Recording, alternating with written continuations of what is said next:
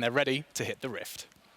Thank you very much, Machine, and hello everybody. I'm Aaron Medic Chamberlain, joined by Indiana, not Natasha, Froskurinn Black. I don't know why. I have no idea. It's just what he decided to call you on the day, and that's okay. Yeah, that's fine. He accepted his error, and we forgive him one. He gets one. If he does it again, we kick him off the desk, quick shot hosts again, and we're fine. Please no, don't mess up. I don't want a quick shot host. Nor do I, but we are going to get into our first game of the day just very shortly. G2 up against Splyce. Of course, G2 not that much left to fight for. Yeah, they've already locked into Rotterdam, at least the top two positions. Now, that said, they haven't secured first just yet, and this kind of begs the question of what type of G2 are we going to see? Are you going to see very angry, super serious, ready to just blow their opponents out of the water G2 that feel embarrassed about a loss? Or are you going to see G2 maybe have a bit more fun, if that's actually possible? G2 maybe experiment a little bit more, practice some styles that they're not necessarily as refined on because there's nothing to lose. I mean, you couldn't blame them at all. We're starting to see some unique picks come out in solo queue as well. I've heard rumors, whisperings of a Nico AD carry as a possibility. We're going to jump on into the draft. G2 on the blue. Splyce decided to be on the red side here on patch 9.4. And already we've got the Nocturne, the Braum bands, and the Jace band from Splyce. And I have to say, we have a lot of teams that are selecting red side today as opposed to blue side. And for me, it's because Sylas is disabled. So this is actually huge for me. With only 4 games left to play and a champion that is pretty much a huge priority pick for blue side, I think it infinitely makes red side stronger because now you can just throw three bans. Those were not the 3 bans I was expecting. I was expecting Jace, Jarvan, and Lucian, but I think you heard some rumors. Yeah, we have seen a lot of Nico AD carry coming up. TSM played it top lane last week as well. Can work really well. Not going to see it in this game, but it means that the Jarvan ban we expected is going to work its way through.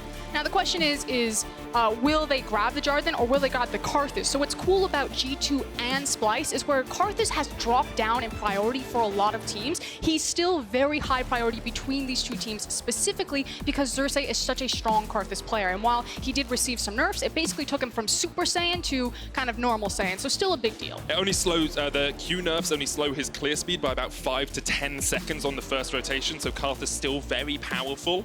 We are going to see the Jarvan locked in straight away for Splyce here. So it's that other power pick that can be flexed through multiple roles. Yeah, I do expect it to go into Xerxe's hands, however, although it could fit for Chachi. And at this point, Splyce are like, we've got to get strong lanes. We need to be able to contest G2 in the lane phase because we can't just let this Karthus scale up. Because while Karthus is a great pick for Splyce, they have a lot of comfort on it, it's also a great pick against Splyce because you know that they have the longest average game times of anyone in the LEC. And if you have a late game insurance policy like Karthus, just match him in that late game.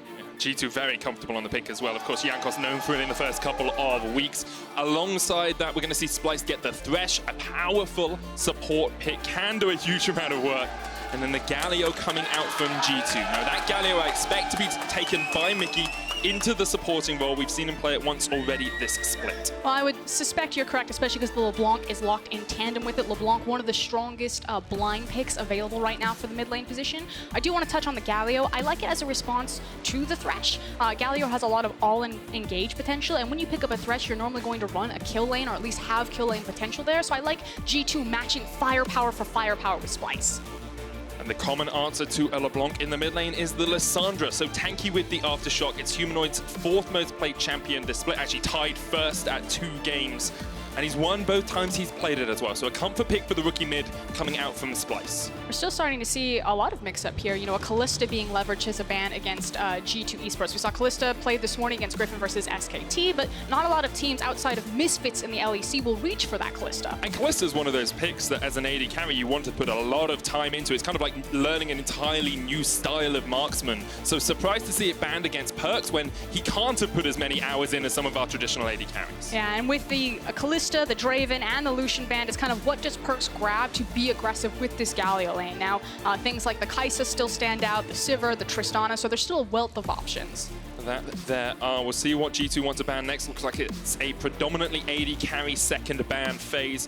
We are looking towards the Poppy here. Chachi, a historically very strong Poppy player, and taking that out of his hands will help G2 have a little bit more agency. And I think that Poppy actually just fits really well in the current meta with kind of Urgot falling to priority. She can be blind picked fairly easily. She can slot into a lot of different compositions. And speaking of blind picks, the big pick that did make its way all through this draft phase is the Irelia. And I know that G2 love to blind the Irelia because they feel so confident in the power of the pick. We'll see if they get it on this rotation. There's the Kai'Sa that you talked about earlier in the form of the AD carries, something Perkz has played quite a bit, although it is him playing that Kai'Sa was not the reason they lost versus SK, but the way he played it in the late game could have been part of the reason that they failed to defeat. It didn't feel too good. His lane phase was still relatively strong. We talked about how it can synergize really well with Galio. You have so much backline threat and reach down there, and I do expect this to be the Irelia lock-in and this to be the standard G2 composition. And there you go, Wunder. Yep, there is the Irelia for the top lane. Good predictions on the day. Frost now. We'll see where Splyce decide to round out their composition. Could be top, could be mid, could be jungle. Sorry, of course, with that Jarvan. Still a very flexible pick, but I like having the top lane counter pick for last here for Splyce. Is it really a counter pick when you knew it was going to come? There we go. So it is Xerxe's jungle into the Jarvan, and it's Chachi's Renekton. Now, we have seen Renekton cropping up in the LEC. He can make use of some of the new itemization that's coming into 9.4 to make him a bit more durable on those side lanes in terms of scaling. But for me, this should be a very top-focused side of the map.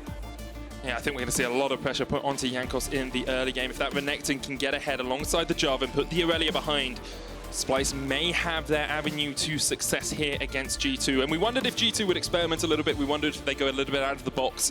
I don't think they really have here. LeBlanc a very comfortable pick for Caps, Irelia very comfortable for Wunder as well. And for me, it's the idea of kind of the 1-3-1 composition style coming out of G2. This is a very heavy skirmish style. This is what G2 really excel at. When you're down in the dirt with G2, they just rip you apart because they are so good individually. Whereas Splyce kind of went back to basics. They went to the 1-4, the ability to play a side lane with Chachi on the Renekton, but the ability to also look for team fights to collapse very quickly and use that Renekton as a team fighter. Big game here for Splyce, you have to think. Currently in the playoff contention, in playoff spots, but after such a strong start to the split, they still want to pick up those last couple of wins, and their schedule is not looking the most kind. G2 today, SK tomorrow, Misfits and Fnatic left to play in the final week as well. Really looking for that 9th win, which across the course of LEC history has been the spot where you make it into playoffs. Yeah, and you heard it from Duke's mouth, the Splyce coach, that he's not really looking at this game, but it is more important the SK and the Misfits. That said, if you're able to take down a G2 that might not be as focused, that might not be as hungry, that just makes it that much easier to walk into playoffs. Especially G2 coming off a loss last week to SK as well. A win here, though, would put G2 right at the top of the standings. They lock top spot if they win against Splyce. Cannot be matched by anyone else. We're going to jump on to Summoner's Rift. First game of the day, coming down to crunch time here in the LEC.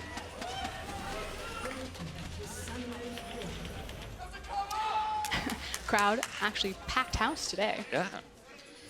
But my questions remain, and kind of how I want to start this matchup is, what iteration of G2 are you going to get? Because G2, they've already locked top, so theoretically, they should be experimenting with a lot of their style. We've heard them on Euphoria that Mikyx and Jankos were talking about how they wanted to actually slow games down, that they wanted to show that they can play the, quote, macro game, you know, trade objectives. And against a team like Splyce, this is actually the perfect team to try to flex those, you know, cross-map plays. But you look at that composition, that looks like classic G2. We're just going to slaughter you in the lane phase before you even get going. Look for those skirmishes as well. As you said, Splyce, one of the slowest game time in the LEC at just under 37 minutes, while as G2 have demolished their opposition very rapidly on average. In terms of scaling, both teams pretty well set, you have to think. You know, Sivir into Kai'Sa, both AD carries very strong in the late game. Lissandra, a team fighting demon when she can get into the right positions. Maybe a little bit of weakness from the Renekton in that top lane for Splyce. But it's also very different on how these teams will execute on team fights. You have so much zone control from Splyce's composition between the Renekton, the Jarvan, as well as the Lissandra, that it's really easy for Kobbe just to throw out very safe Ws and see what ricochets he gets. So we know that Splyce have the ability to team fight. The analyst has asked it, can they actually survive to get to that stage in the game? So again, if you're going to play early game, I'm expecting them to give a lot of attention to Chachi. This is a matchup that can be extremely volatile, and it needs to swing one way or the other for them. You can see Wunder giving that respect across already. Splyce had Xerxe start without a leash. This will be the first time G2 know exactly where he is on the map as he walks across this ward, getting the Scuttle Crab, and you can see because of that, G2 going a little bit aggressive down here in the bottom side. And it should mean that Xerxe will have control to get both Scuttle Crabs. You expect that Jankos is going to stick to his jungle, look for a fast full clear, and try to just get as much experience on Karthus as possible, which means that all of Splyce's lanes can play with priority. If they have the Scuttle Crab, they have the safety net, they can be far forward into their lanes. You can see actually as well, Xerxe came down and placed a ward towards the blue buff of G2, meaning they can spot Jankos on any of these rotations. They know he's cleared his top side jungle now and will be moving down towards the bottom side of the map. Gives a little bit more freedom for Splyce to play around the top side, try and get that Renekton ahead, try and put Wunder behind. It's also dodging kind of the one big danger window of Karthus, which is that level 4 gank. So we see it time and time again. Once he has access to Wall of Pain, he just rocks up into a lane and can walk you down. So knowing that Karthus is on the bottom side of the lane, you see that Kobbe and Norskeren, they were pushed in, now they've fallen back. And I really enjoy talking about the bottom lane, but it looks like Splyce is still setting up towards this top side of the map. Wunder has not placed a ward. Here comes Xerxe looking for the first gank, not going to go in as Wunder comes down and will place that ward. Makes it very hard now for Xerxe to get a good path into that lane. And I think there's a little bit of fear here from Xerxe. They didn't have perfect knowledge about where Jankos was on the Karthus because they didn't spot him. They knew he had been on the bottom side of the map, but they don't know how quickly he had done Krugs when he had made his back reset. You can see that Jankos immediately following paths up to the top side. So you see Wunder approach a bush like that, and you're like, Xerxe's gonna go for it. They've got him perfectly, but because he didn't know where Karthus was, he played it safe and went back to farm his jungle. I actually really like this path from Jankos because it's the idea that you can counter gank while still getting an optimal clear of your jungle. He's filled out his entire bottom side jungle, got all of his camps, and then still been there in time in case Xerxe was coming for a gank. Yeah, and the invisible read was wide on for Xerxe. That it was. Mikyx going in here on the bottom lane, takes a little bit of damage from Kobbe.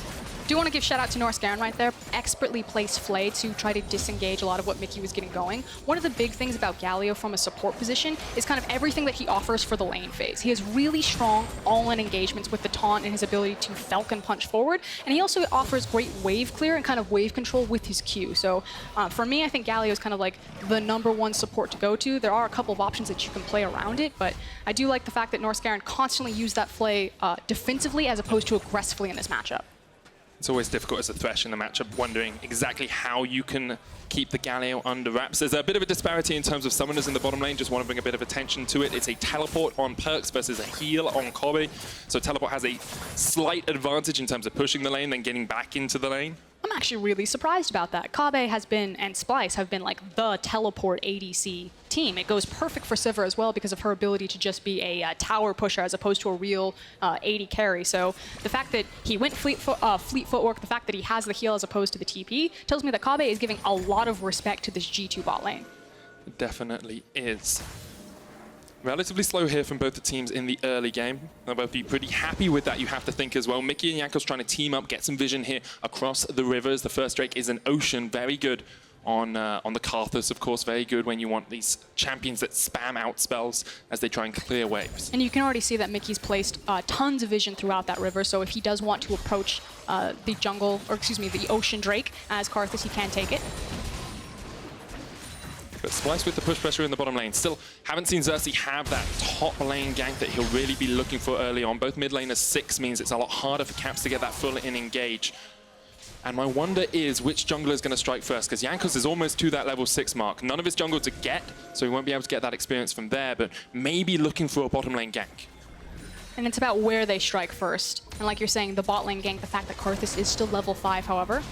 Wow, I actually suspected Karthus to step forward. So did I. I thought G2 would be the ones to spark the ignition on that play, but decided against it. Kobbe very brave, stepping up into the face of the Galio as well. Xerxe here towards mid, maybe waiting for Caps to use that distortion forward. But Caps is going to hold on to it, knows that the jungler could be around. But unlocking the Lissandra, so even though you don't execute on the gank in the mid lane, it does mean that they have a free pathway towards that top side. We have to look at that difference in the top lane CS as well. About 20 farm already for Xerxe.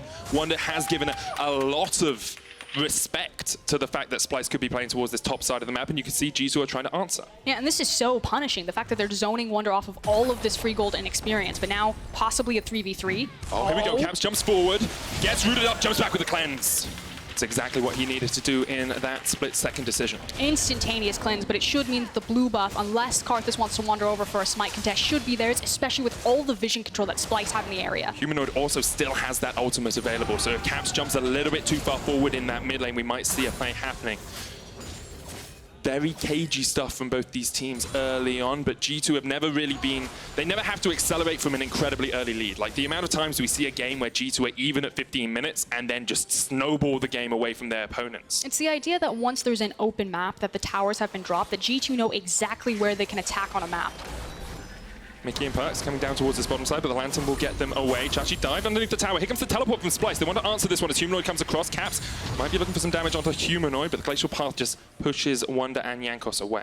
And that can be punishing. The fact of the matter is that they're not playing double teleport in terms of the mid laner TP on LeBlanc as well as Lissandra. And the wave is just now being pushed in, so not the end of the world for Humanoid, but feels a little bit bad when you commit that type of resource. It means that he's not going to get a free back that he would have once had. Especially when you're looking to make plays towards this top lane in the future. Burning that teleport means you can't do the strong three-man tower dive. You can't make that play if Wunder ever overextends. And although Xerxe does have the lead in the top side, as G2, you're in a very comfortable position so far in this game. But leads on Renekton versus leads on Irelia mean very different things. Both these champions can snowball and be very volatile in kind of the 1v1 matchup.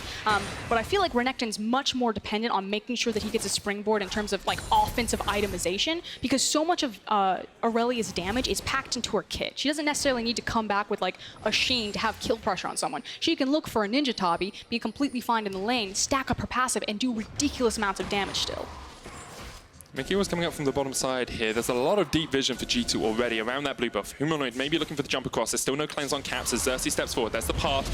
Going on to Jankos. They get the lockdown. Heroic entrance is going to connect, but it's not enough. First blood goes over to Splyce, and now Xerxe not in the best of shapes. The Requiem comes out. G2 get a kill in return. It's a 1-for-1 trade. First blood going over to Splyce, but the big win is the fact that Xerxe is pretty much free hitting that tower. He did force Wunder back. The teleports are desynced, and it was a lot of gold that got shoved under. Very good stuff for Splyce early on. Of course, giving kills across towards Perkz is not the best of shapes, but won't be too worried at the moment as Perkz is still trying to scale up on that Kai'Sa. Humanoid caught out with the roots, but not going to take too much. There's a bit of a summoner spell desync in the mid lane as well, as Humanoid no longer has his flash, so maybe we'll see Caps do something with that. I do want to quickly go back to your Perkz point, the fact that the Kai'Sa is the person who gets the kill gold right there. I was talking to VoDs, and it was this idea that the late game doesn't really exist in the same way that we used to think about it. The days of 5-6 item full builds are so rare right now in this iteration of League of Legends that a champion like Kai'Sa getting a springboard like this, someone who really spikes on kind of 2 items, 3 items, that is late game now. So champions like Kalista, like Kai'Sa, almost fit better in the current iteration of the meta, and it just means so much more when they get going, because Sivir never gets to reach that point where she is 500 CS. Exactly. You could see G2 anticipated this play happening. That's why they used the hero's entrance for Mikyx, but didn't expect quite as much damage to come out from the Jarvan combo as that happened. Ocean Drake here started by Xerxe. It's going to be a smite fight. Jankos coming across, and because G2 are quicker to react, as an Ocean Drake just gifted over to our top team in the league. Yeah, actually a mistake from Xerxe. Maybe he thought that he could try to sneak it. I'd have to see what happened before the replay, but he doesn't have priority in mid or bot lane. G2 have the push priority there, so it was fairly free for Jankos to rock up to that dragon and take it back. And with about a 700 gold lead at the 11-minute mark, Splyce are in an okay shape. However, there's a lot of pressure being put to G2 towards this bottom side of the map. I don't know, that doesn't look okay. The fact that Kobbe and Norskeren have backed all the way off, again, respecting the fact that Jankos just took the Ocean Dragon. They know that they're contesting over vision. There's the possibility that with this Galio, he can look for that all-in engagement, and it's just forcing Kobbe and Norskeren to play so respectful. And you expect this. This is what they drafted. He's got the heal instead of the teleport. They have the Thresh so they can pull it back, but none of the resources are going where they need to, which is to Xerxe. We haven't seen a real successful gank up there. Exactly. He has a 20 CS lead, but that's now mirrored in the bottom lane by Perkz against Kobbe. He's got 20 farm up as well. He's got a kill. He's got that double pickaxe build, which means his Q, the Acathian Rain, is already evolved, and that means the Kai'Sa is in so much stronger of a position. He can push equally with the Sivir. You've got the teleport on him, so he can join players across the map. Perkz and G2 are very happy with this state of affairs. So where are we going to break it next? We've unlocked Norskeren. We're trying to force some mid-priority, so Humanoid can either get a back or walk to something else. That is the question, though. Where does Splyce go now that their bot lane has fallen so far behind? They can't really match up in the 2v2. Yes, the Sivir can just clear the waves, but unless you can really set up Xerxe for greater success in the top lane, you're struggling. It could just be that Splyce are saying, you know, fall back to our old tricks. We know that we're confident in the 5v5 lane phase, although I'll hold that thought. Jankos is just around the corner here, but Xerxe's on his way as well. Xerxe trying to turn it around as Jankos goes in with the wall of pain. There's Klaxon as well. Jankos down, Xerxe gets out. That's how you unlock this Renekton. And now Wunder maybe in for a world of hurts. The Valkyrian comes down, that will chunk out Xerxe only a little bit. Humanoid on his way up as well. He might catch out Wunder on that rotation. Caps trying to join with the fight. Wunder going the wrong side of the map, but trying to escape. Xerxe looking for him. Wunder has dodged around here well enough to avoid Humanoid and maybe come in for a gank here on towards the Splyce mid lane. Now, not going to do too much, but he does escape safely. Yeah, respecting the fact that Xerxe took the long way around through his jungle, so if Humanoid didn't play that perfectly, he might walk into an Irelia, LeBlanc 2v1 scenario. So rightfully says, you know what, we got what we came for. We got the kill, excuse me. Kill went to Jarvan, but the power over into the Renekton's pocket. I'm just going to back away from this one. Makes a lot of sense. Let's have a quick look at these first completed items. You've got Skirmisher Saber with the Cinderhulk enchant on Xerxe, not going full damage on this Jarvan. And we've seen this over in the LPL as well as the LCK. There's a bit more flexibility of playing Cinderhulk versus Warriors enchant. I feel like this fits to Splyce's identity, and again, that idea of let's just fall back to our old tricks. We know that we're a strong 5v5 team. We still have a great 1-4 5v5 style of composition. We feel that, you know, if Xerxe doesn't get the springboard, that he can be successful scaling it to a side lane. So let's just have our front line. Let's play this traditionally and have faith in Mr. Splyce and Kobbe back there to walk over this. It's worked out well for them in the past. Consistently a team that makes it into playoffs. It looks like G2 are going for the lane swap here, bringing Perkz up towards the top side alongside Mikyx on the Galio. Xerxe waiting in the wings. Norskeren on his way up as well, but I don't think Xerxe can do too much in the 2v1. Jankos going to join the fight. It's going to be a 3v3 in the top lane. You have to feel Norskeren just clearing out this vision. Xerxe dodging around with the slice and dice, but doesn't really find any connections. Meanwhile, Wunder in the bottom lane pushing out Kobbe. The Rift Herald has been started here for G2 as well. But the call was that they wanted the Rift Herald, and Splyce wanted to make sure that G2 couldn't take it for free. But because Caps has such a dominating presence in the mid lane, this is really dangerous for Mikyx Splyce. has the flash, goes in with the taunt, and immediately the teleport comes in from Wunder. Xerxe trying to get away with the slice and dice. Perkz jumps in with the Cathy Main, but the Lantern will save Xerxe in the nick of time. And you could see Humanoid was waiting on spawn saying, okay, team, are we going in for this team fight? Do I need to use the teleport towards that Rift Herald? Instead, they say no, give it to them, let's live to fight another day, and Humanoid returns to the mid lane. Really good stuff there from Splyce to escape, but you wonder, did Xerxe need to be that far out of position? He's now burnt his flash, gives him less pressure in the lane. Rift Herald's used mid by G2. They're controlling this top side of the map. Humanoid jumps in. They're looking for the engage. Lantern lands. Hero's entrance will come out, but already one down. Rift Herald is the target now for Splyce. They don't want that to get a charge off. It will get one in, but it does not take the tower, and that is a win for Splyce. Yeah, and the only unfortunate thing for Splyce here is that they don't have a minion wave behind them. They can't immediately turn that pick to try to force an objective going down, whereas G2, they chunk out the mid lane with the Rift Herald. They chunk out the top lane. So while Splyce picked up the kill, I still think that's a win for G2. Jankos caught out here though as he tried to get vision around the Infernal Dragons. As he pulled back with the Lantern. Cap stepping forward. There's the hook. Only hits onto Caps. Cleanses away. There's an Infernal Dragon on the cards now. It's just spawned in, but with Jankos backing away, I think G2 will give up pressure on it for the moment. I think it's a safe call for G2 to recognize that we're not going to be contesting the Infernal just yet, because there's so many vital cooldowns that are missing. The Lissandra ult, the Cataclysm. So G2 are saying, we'll have our cooldowns up much faster. Let's reset the map, walk towards Infernal, and try to find this window where before Splyce get access to these big wombo combos, we can try to force Infernal. That's what they're trying to do. G2 looking for the skirmishes, and Splyce kind of on tenterhooks in some of these fights. Have to remember how many times this team has made it to playoffs. The last 3 times they've been fought out in pretty close games, you know. Looking at last summer, they were knocked out by Schalke, the eventual finalists. They came 3rd in spring, and then before that, they were knocked out by G2, the eventual finalists as well. So a team with a strong pedigree. But this year, this second half of the split, they haven't quite lived up to that. And it's just unfortunate that Splyce don't get a lot of praise, because they are quite a clean, kind of fundamental team. For me, they're kind of like baby's first League of Legends team. Like, they just play really clean, objective-oriented, fundamental League of Legends. You know, we want this, we set up the vision here, we go for it, but it's just not flashy. And so it's much easier to be a G2 fan when you see all these players just flexing on kids. Splyce with the Infernal Dragon control, that'll be a very good Drake for them. And they will secure it. 17 minutes in, they have a 1,000 gold lead or 600 gold lead over G2. They have a strong Renekton. Their bottom side of the map is looking okay, although a little bit behind against that Kai'Sa.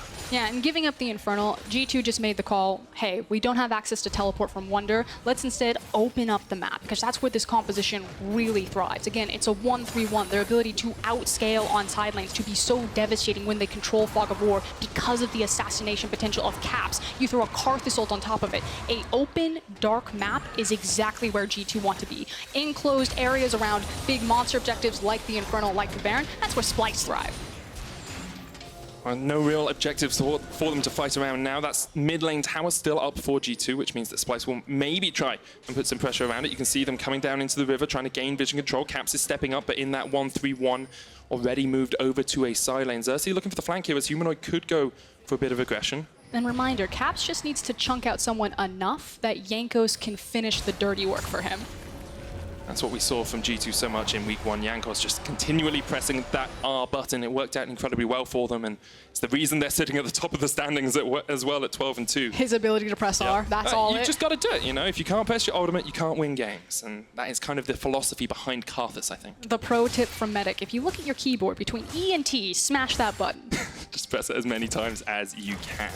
But as we approach kind of this more open map, as the laning phase ends and we look towards the next objective for these teams, it looks like Splyce are going towards the mid lane. Perkz uses a great ultimate just to get out of the range of the box, but Mikyx is going to be sacrificed here. Splyce once again get vision control around mid, and now can try and push towards that tower. I mean, frankly, that was a mistake from Perkz and Mikyx right there. They thought that they could be that far forward. They didn't have any of the vision control, and you're against the likes of a Jarvan and a Lissandra. The ability to have long range, snap engage on your opponents, it's just, I'm going to say disrespect. Yeah, I understand that. Perkz has tried to give it a little bit of respect over by getting the QSS as his second item. Doesn't want to get caught out too many times. As Humanoid maybe gets caught out by Caps a little bit. Uses Glacial Path, can't follow it up as Xerxe comes in from the side as well, but Humanoid not going to pop the ult. Didn't want to go all in on Caps when he knows he's still got the cleanse. Caps chasing them up the lane. But you get the Ocean Drake proc off that as well, because he's not actually in combat.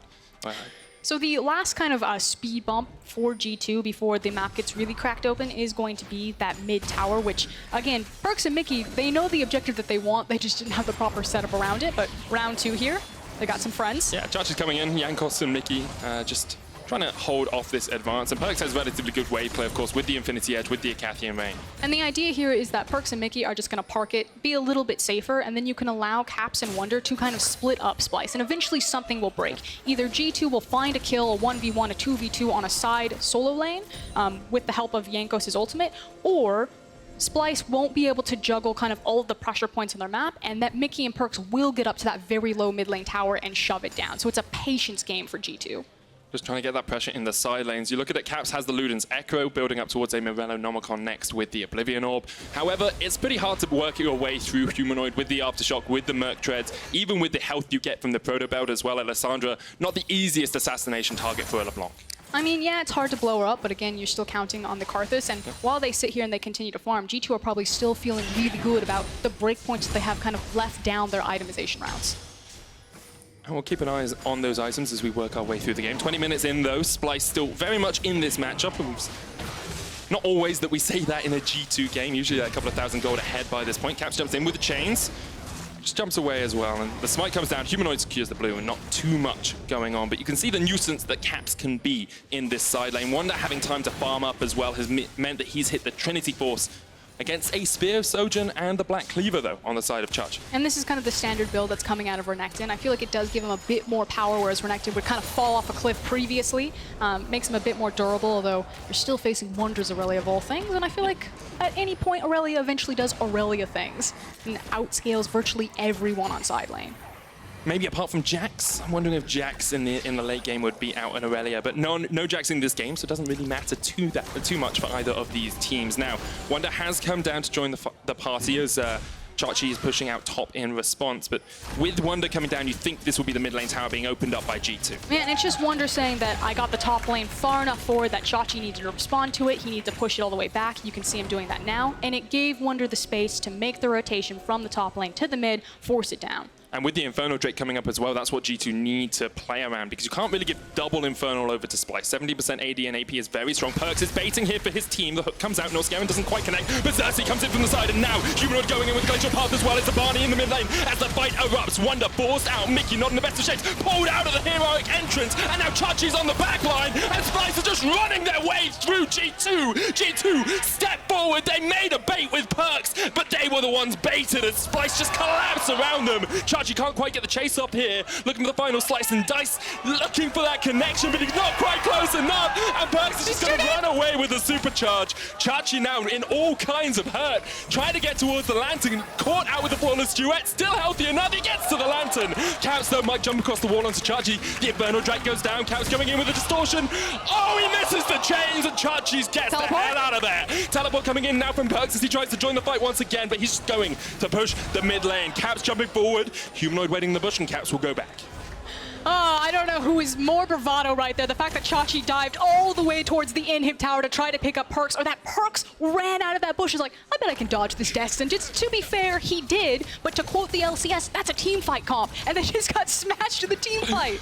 Oh, Splyce finally showing how their teamfight comp can work. They're about 700 gold ahead, but a second Infernal Dragon, when you have a Sivir, when you have a Renekton, when you have a Lissandra, just gives you so much more impetus to take those teamfights later on. And it just means that the power that G2 would have had in these side lanes with the LeBlanc and the Irelia can mean that much less. As we take another look at this, I cannot believe Perkz was so bold. It's something that I do love about G2, that he thought, I can just flex, I can make the dodge, but they didn't have the proper vision. The control wards set on the top of this brush mean that it's just free entry for Xerxe and Lissandra here.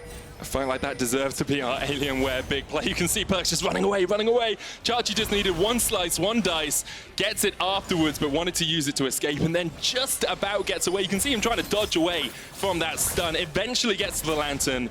Caps unable to find the final chain that would have spelled Chachi's doom. MVP Blast Cone. Too strong. I thought the minion auto attacks were going to chase him all the way down as well. But again, a fight in the mid lane as Xerxe looks to go for the engage. Mikyx low, taken out. Xerxe can't get to the lantern in time. And here comes Cap jumping in onto Norskeren. It's a 3v4 in favor of G2, but Humanoid just turns it around. Almost gets out. Chachi now on the flank as Perkz looks for the engage. There's the Requiem. Norskeren goes golden to stop it. Kai'Sa jumped all the way back. Wunder flashed away from there by Norskeren, and it ends up being a 2-for-2 in the mid lane. So Chachi just a little bit slowed for the flank right there. Does manage to get on the back half of the team fight to allow Norskeren and Kobbe to walk away from that one. I want to see how it started, because again, it feels like Splyce are just finding the engagements that they want, maybe not under the tower. Yeah, that was probably a little bit too aggro. I think Xerxe is the one who initiated it by jumping in, but we will catch that in a replay, I am sure. Okay, what happened here? What was the call? Looks like it was go, go, go, go, go. The call was full steam ahead. And you know what? I can respect it. They saw that 2 members of G2 weren't out. They thought that, okay, quick snap engage. Let's see if we can delete someone before this fight even begins. Unfortunately, you roll the dice with G2, the bear trap. I mean, not many teams will take a fight like that against G2 and get a 2-for-2 out at the end of it, though. So Splyce still fighting hard here. 7 kills to 3 up, about 300 gold in it. But I want to just bring quick attention to Kobbe. He's picked up 3 kills in the last few fights, now has an Infinity Edge and an Essence Reaver, almost matching Perkz in terms of itemization. And it's kind of, where are these AD carries in terms of their power troughs? For me, I still give it to Perkz, but it's about the execution of these team fights. And right now, everything has been on Splyce's terms. Every time we see them, it's the Jarvan and Lissandra that's starting it up, as opposed to G2, you know, getting these skirmishes, getting these 2v2s or these 3v3s, no matter how the fights break out. Splyce still very much in this game, in contention, fighting still for that position in playoffs, of course, sitting at 8-6. You're really looking at 9 wins as the sort of break point to make sure you get into playoffs. And if Splyce could take a win here, looking at the rest of their schedule, it would be a very, very good win for them. It takes so much pressure off of them for that SK and that Misfits game. Against the people who are near them in this playoffs. Now, Karthus has jumped onto Chachi here. Chachi pops the ultimate, trying to kill the weak as Caps gets engaged on, but jumps back away. The Baron has been started. Jankos on the wrong side of the map for it, though, and already the Baron started here by Splyce. However, you've got Mikyx, you've got the Taunt, you've got Irelia there as well. The hook doesn't connect from Norskeren, and maybe Splyce will back out of this one. A little bit too greedy from them, perhaps, as Chachi goes down towards the bottom side. The engage comes out. It's all on Mikyx. They just want the Galio. They want the support. They'll take him out. The Baron tree set, though, ends up being a 1-for-1 trade across the map. Sacrifice Mikyx's life to make sure that you at least get over to this Baron pit. So well worth the trade for G2 as they sidestep disaster there. could have been a monumental, pivotal moment in this game. But Splyce unable to sneak the Baron away, and now Caps once again in that side lane. Such a strong position. He's level 16, highest level in the game. I'm going to be honest here. You know, I came into this thinking, G2, they're just going to play with their food. They're going to rip Splyce apart. Splyce are not a team that like to attack teams in the lane phase. They like to play it slow, like to play it controlled. And G2, this is not them just necessarily experimenting or trying out a different style. This is them actually making pretty critical mistakes at key team fights, and Splyce capitalizing on that. That Infernal Drake fight really speaks volumes. So G2 definitely need to tighten it up if they don't want another SK performance. Definitely agree with you there. Of course, Splyce have to react properly. You have to make the reactive play appropriately if you want to make these catches. Xerxe trying to jump onto Caps. We've got a little bit of a flank off there, and now it's going to be a 5v5. You have to feel it's another Inferno. You can't give this up if you're G2. Perkz step very far forward here. Jankos doing the Inferno. Splyce realize maybe something's up as Caps goes in, gets caught out. Locked down. Is Caps down? He is! And perhaps within the hopes of G2 ever winning this fight. Jankos still on the Dragon. Splyce come down. They won't get it. Dragon goes across the G2, but already they've lost 3 players, and you have to think that's Baron on the cards for Splyce. Yeah, they've got the wave behind them. They can pick up the mid lane if they want, or they can walk just past it towards the Baron. Now, Jankos is available, doesn't have access to the smite. It's just now up, but does have access to his flash. Do you fight this if you're G2? You've got the Inferno. You run it up mid. I mean, you're G2, though. I know G2, sometimes they fight these things. Okay, Xerxe doing his due diligence. He's making sure that, okay, is Karthus going for this? Is Jankos going to try to use the Blast Cone over the wall? In fact, you also have Lissandra guarding it, so perfect setup from Splyce. A massive team fight that, again, G2 walked into blind, snap shut, taking the Baron. 3,000 gold lead now for Splyce, and let's watch Caps get caught out once again. He does not have cleanse because he used it in that fight bot lane. I'm going to say huge credit to Splyce's vision control this entire series so far. They've always had control wards, they're always fighting on their control wards, and it's the confidence of the vision denial to say that we can just blow this guy up and layer our CC. Even with cleanse, I think Caps is dead for that one. Unfortunately for Splyce, they do not get the Inferno. Jankos secures that for his team, but because of it, they get a Baron. 28 minutes in, and they are pushing G2 back. Now, that mid lane tower, you feel, has to be their first objective. A lot of standing gold on the map for them. You've still got all 3 of those tier 2s. You've still got this mid lane as well. At the end of this Baron buff, Splyce could be looking at a 5, 6, 7,000 gold lead easily. But the nice thing for G2, or kind of the one breather that they have, is they do have an abundance of wave clear stacked onto their composition. So they can try to slow down Splyce here. They definitely can. The question is, are you going to be able to slow them down enough? Not for this mid lane tower, at least that's going to fall. It's also playing that delicate edge of, you can see that Splyce are more than willing to instantly jump and pull the trigger onto these team fights. And if G2 die too close to their base with too big a minion wave behind Splyce, it could just be game over. Splyce reverting to the 1 and 4, the composition that we talked about from the start. They've got Humanoid off in the side lane. He's still got the teleport. He's got the ultimate if he joins the fight as well. Xerxe waiting in the wings, looking for the opportune moment to strike here, as G2 have to answer in the side up towards that top side. Now, minion waves pushing in at the same time. This is where you really see a team and their strategy come to the fore. Can you play this properly, Splyce, or will you get caught out by G2? I think it's... Oh, they're going to try and catch them out themselves. Mikyx hooked up. There's the box as well. So much damage coming out to him, and he's got 1. G2, you might have the wave clear, but if Xerxe just goes all in, you're going to fall. Redemption used as well here by Splyce. Maybe looking for a little bit more as they go towards those side lanes. And I was just going to comment on kind of the formation that Splyce had put up in their 1-4. Normally, you would see Vizicsacsi being the one swing out to that side lane, but the fact that it's Lissandra, Xerxe doesn't have virtually any MR. He's basically just there to fight Irelia, and so the fact that Caps was out into the side lane meant that Humanoid had to match him to make sure that they could have pressure there. So good job on pulling the trigger, on finding the fight, on getting those towers. But also, I really like Splyce's lane assignments to the nature of the game right now. I need to take a breather. Never mind these players. How much tension must they be under in this I'm just game? excited for Splyce. Like, we say it every week. You know, Splyce, it's hard to hype them up. They're just kind of a boring team. They do the same thing every single time. But if it works and it puts wins on the board, why not take down the best team in the league? Exactly. If it works against the team that has been dominating everyone else, you must be doing something right. Splyce pushing in the side lane here with Xerxe, but Caps, no MR, remember, on that Renekton. All of G2 coming down here. Can Splyce react quickly enough? He does have stopwatch. He's got stopwatch. There's a hero's entrance, trying to slice some dice out. will pop the ultimate. Cold Week coming out as well. Goes into stopwatch. Splyce, they just want to push mid. They just want to go for mid tower here. They will get the shutdown, but it's all 5 members of G2. The mid wave pushing in as the inhibitor has to be the target for Splyce. And that's why Xerxe wasn't the guy on the sideline, why it was Humanoid, but it did buy them a lot of time to force this down. We'll see if they also turn it into an inhib or respect the flank potential, because here comes G2. Caps totally behind Splyce right now, but he's not going to be able to make any catches out. Wunder still pushing down towards the bottom side as well. That was that moment of, okay guys, everyone stay calm. We're on G2's possible inhib. We're not going to try to force it, just disengage. That's the sort of moment in solo queue where your team goes too far and then you lose the game off the back of it as the enemy team just pushes towards your base. We're basically in promos for Splyce here. Yeah. Probably the most important game of their split so far. They backed off, they've reset. Let's have a look at where they are in terms of items. Zhonya's finished on towards Humanoid. You've got 3 items on the Renekton. You've got very tanky items on Xerxe as well. Really looking for that next Zeal item from Kobbe. That's when he really comes online. We always talk about it. 4, 5 items on the Sivir. That's when you can just demolish someone with those ricochets. And we made the comment at the start of this cast that normally the games don't go this long. Like, we know that Splyce like to play this slow style, but G2 are so much faster, and you expect as G2, the heavy favorites in control of the league, would be in control of this game. And it just speaks to Splyce's strength. Play what you know, play where you're confident, play in your pocket. We'll get there in the end, boys, and Kobbe's ready to take over this game. He's doing it at the moment. 17,787 damage. 2 champions from that Sivir. Ocean Drake picked up quite late, not really going to do too much. Humanoid chased away here by Perkz, who has a lot of damage on the Kai'Sa, sitting at 4 items himself. He was not going to take that. Humanoid did have ult as well as the flash and hourglass available.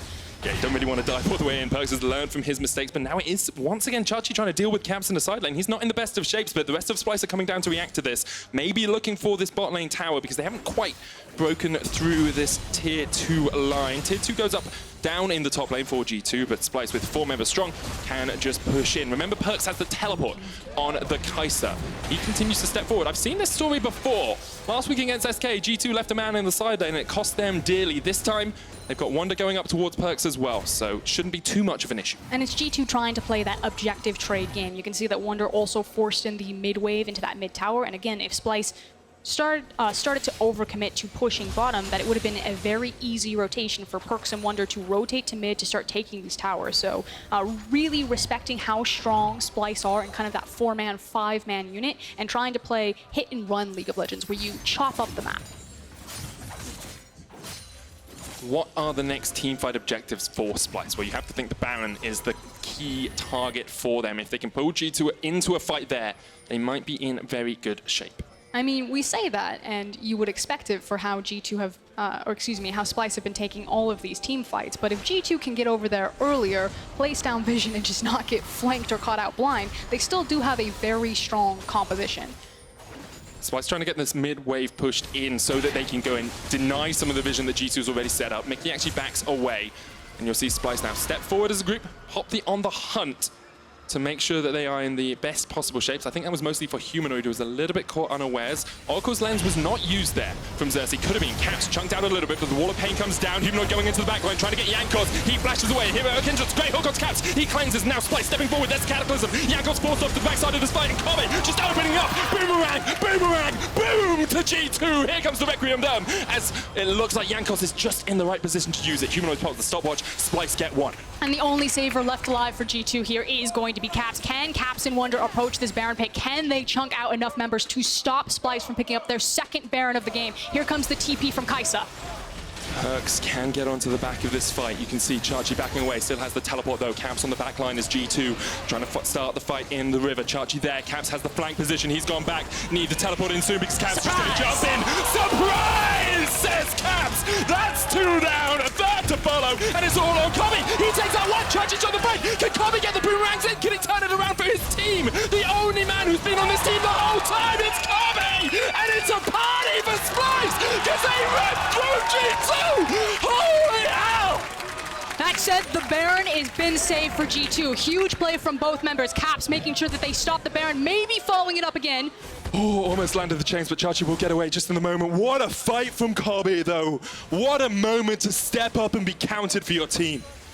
And the one time that Splyce actually lose vision control of an area, Caps manages to sneak into the darkened area.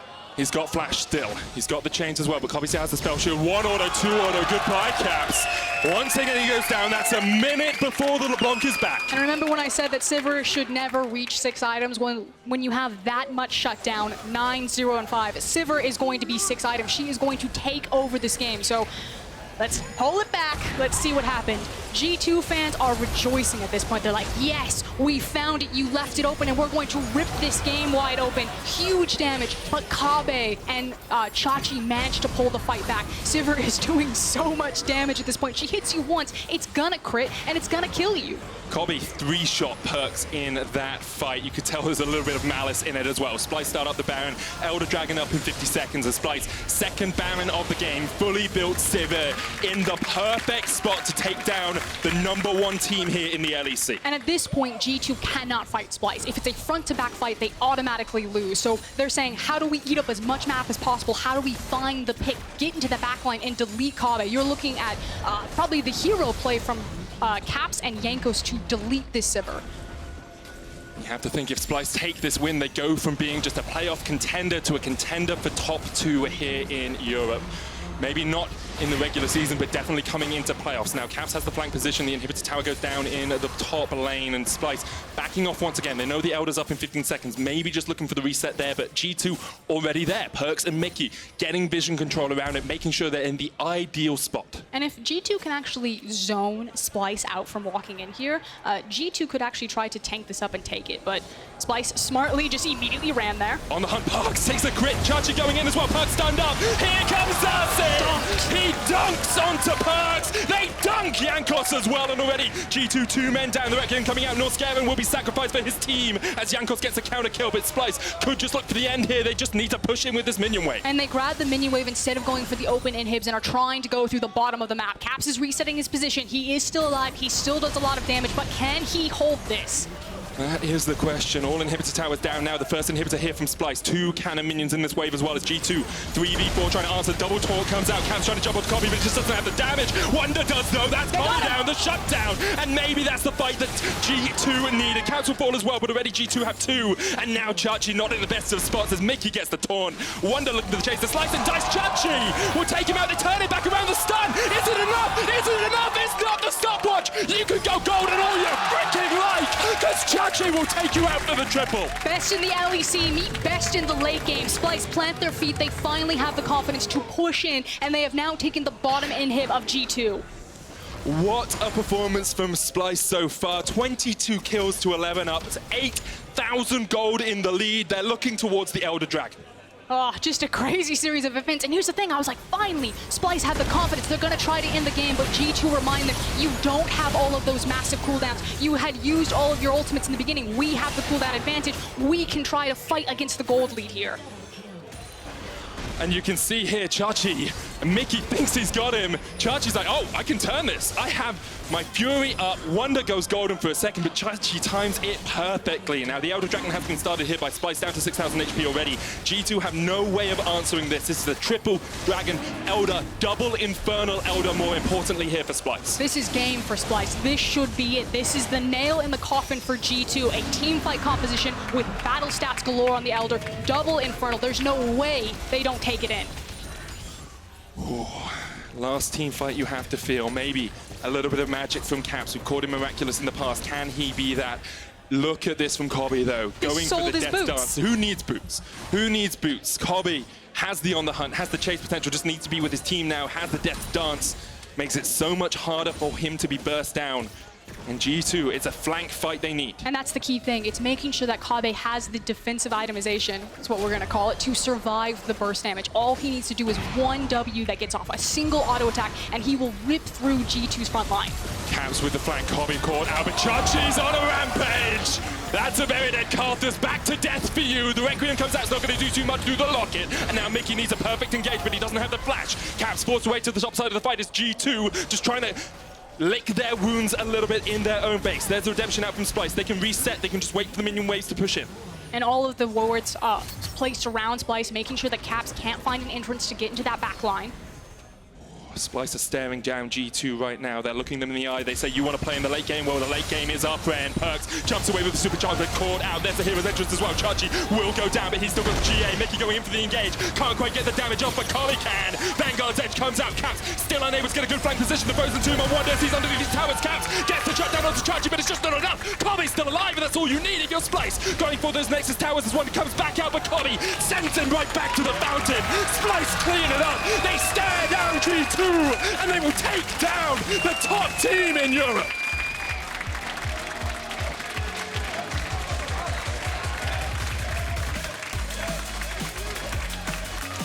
Who is going to dictate the pace of that game? Total opposites here. The fastest team in the league versus the slowest team in the league at 41 minutes. Splyce say, you're the best in LEC, we're the best at 5v5. Fight us on our terms. And time after time, they just pulled G2 into the fray. They said, G2, you don't want to fight us? Okay, you go to a side lane. We'll take everything on the rest of the map. We'll force the 4v5. We'll run face first into you, and we'll just bash you down. And there were so many fights that G2 just weren't ready. They didn't expect Splyce to be so decisive. And I want to talk about some of the key members of that decisiveness. Yes, you have champions like the Lissandra, like the Jarvan, so of course it's going to be Xerxe and Humanoid's names that come up. But Humanoid, a rookie, to be that willing to pull the trigger, to find the correct zone control, to find the correct target every single time, had a phenomenal performance. Such a good performance. I remember talking about him week 2, week 3 when he was stepping up on the Lissandra, and we were saying, hey, is this guy our rookie of the split? Then his name fell out of favor. And now once again, he's definitely stepping up there, especially against someone like Caps. And you heard it from the team all the time. When they talk about their rookie mid laner, they say this guy is confident. He doesn't care who he's facing. He will have the confidence, sometimes cockiness, to go for the play. Showed today. Definitely showed today. Great stuff from Splyce with that win. They pretty much guaranteed themselves this place in playoffs. I haven't quite run the numbers yet. I haven't put on my cap and got my time stone out, my cape, and got my time stone out, but I'm pretty sure with 9 wins, they should be guaranteed a playoff spot. We'll confirm that for you later on. G2, though, with a loss, mean they're not quite locked as the #1 dogs here in Europe. Still only locked top 2. Still have a road to Rotterdam. Still one of the best teams in the league, but a loss like this will be disappointing. And the questions are, was this G2 at top 4? Or top form. I'm gonna say no, just hesitantly. I don't want to take away from Splyce's victory. Very well earned, makes their playoff road that much easier, but this still didn't feel like the vicious G2 that we expect to see. Not at all. It felt like they were just willing to play to the beat of someone else's drum. We're going to have a look at some of the key fights there for Splyce, because it was just fight after fight after fight. They kept finding good fights on their terms. And it was the fact that G2 just looked completely unready for all of these fights. And yeah, you have so many hard engage tools, but you have to expect that. You need to respect your opponent and respect the power of their composition. You definitely do, and you can see like the willingness to go for the fights. This fight was very much dictated by the fact that G2 had let those double Infernos go down earlier, so they had to fight around it. And then this moment, Kobbe being able to get away, not dying, the ricochets start coming out, and he does so much work. No lie, as soon as I saw the front half of that fight, I'm like, oh no, it's G2, done. They've done it again. There's no way that Splyce come back from this, but Kobbe plants his feet, and not just Kobbe, but Vizicsacsi. Chachi had such an incredible game on that Renekton. I feel like you can grab any player that you want. They're all deserving of an MVP or a player of the game. I don't know where I would put it. I think it has to be Chachi, personally. Okay, well, you're going to be Tell a little bit it disappointed, because if you thought Xerxe, Kobbe, or Norskeren had a strong performance, you can vote for them as key player of the games at LOL Esports. Chachi's not there? Yeah, I mean, Chachi had a great performance, but the people behind the scenes decided against it, and I'm trying to think of a reason they would have done that. We're gonna say that everyone else had better performances. All of Splyce played incredibly well. I'm literally about to walk backstage and just slam someone. It's fine. I'm glad I'm not backstage. For more on Splyce's win, here's Frankie with their support. Hello, yes indeed. I'm with Norskeren, and actually when I was speaking to your coach, Duke, before this match, he said if you guys could survive the early game, you could do it. And my word, did you do it, Norskeren. How did you fix your mid game for this match? I mean, we've always kind of had a good early game on stage, I would say, compared to, I would say, like our practice. Yeah, it's not the same, but we figured that if we could survive the early game, which G2 is very good at, we figured we could beat them. And we had the Gathering Storm on Sivir. He was very strong in the end of the game. We figured out that G2 really likes to not team fight, or they like to team fight with the wrong champions. So we just figured that we would beat them if we team fighted with the right champions. So that Team was kind of our... fighting with the wrong champions. I'm sensing a bit of flaming here. Who are the wrong champions? I mean, they're champions that should play like, or the champion they play kind of like 1-3-1 or 1-4 kind of, and they just team fight with it, but they should be like pressuring multiple sides at the same time. So we figured that was a weakness of them, and yeah, we think we had the right idea coming into the game. A weakness of them, though, because you guys truly focused on Perkz in your draft. You were just banning all the ADCs. What was the plan there? I think it's not like targeting Perkz in general. I think just AD meta right now. The Lucian Draven is really strong right now, and I don't quite remember what else we banned, but it's not really because of Perkz. But yeah, it's just a meta. Now, although that was a really impressive performance for you guys today, Norskeren, we like to have a laugh here on the LEC, or at least I do, and this is my first week, and I've got to draw a little bit of attention to that Chargy solo pursuit of Wunder and Perkz. Going past the 2 towers to their base, thought he could get the kill, nearly died himself. What was it like on comms? I mean, I think it was just like people not saying anything, like we were just happy we won the fight, and then everybody sees Chargy on the minimap just chasing a bit long. I think he probably thought he could get him, but he was not fast enough, and we were kind of just like, Chargy, what's going on? Like, what are you doing? But he just backed off in the end, and it was okay. We said the same thing in the green room, Norskeren. Right, well, we have to go to a quick break, but do not go anywhere, because after this, it's going to be XL versus Xerxe.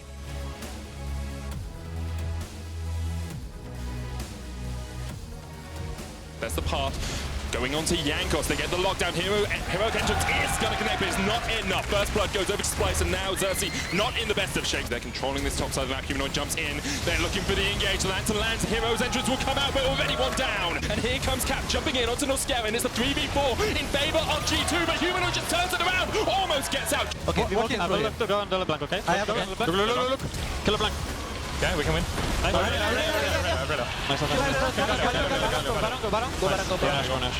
And he's gone back. Need to teleport in soon because Cap's just going to jump in. Surprise! Can Kobbe get the boomerangs in? Can he turn it around for his team? The only man who's been on this team the whole time is Kobbe! And it's a party for Splyce because they ripped through G2! Holy hell! Vanguard's edge comes out. Caps still unable to get a good flank position. The frozen tomb on Wunder. He's underneath his towers. Caps gets the shot down onto Chargy, but it's just not enough. Kobbe's still alive, and that's all you need if you're Splyce. Going for those Nexus towers as Wunder comes back out, but Kobbe sends him right back to the fountain.